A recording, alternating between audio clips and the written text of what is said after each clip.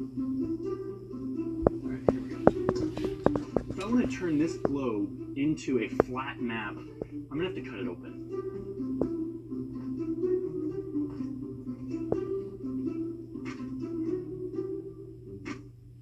In order to get this globe to look anything close to a rectangle lying flat, I've had to cut it in several places.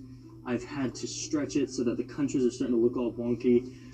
And even still, it's almost impossible to get it to lay flat.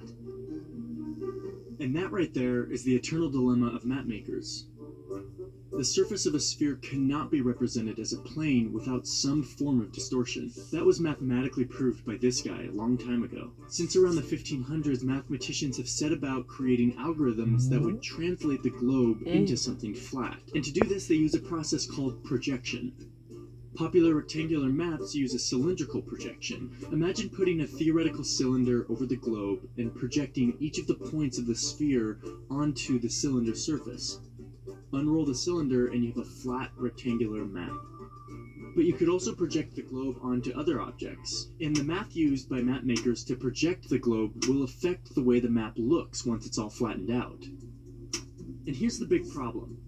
Every one of these projections comes with trade-offs in shape, distance, direction, and land area. Certain map projections can either be misleading or very helpful depending on what you're using them for. Here's an example. This map is called the Mercator projection.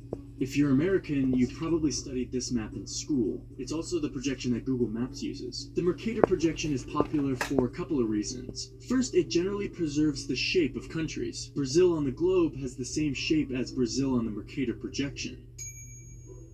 But the original purpose of the Mercator projection was navigation.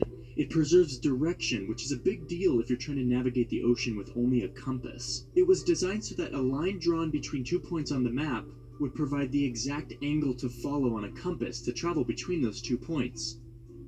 If we go back to the globe, you can see that this line is not the shortest route, but at least it provides a simple, reliable way to navigate across the ocean.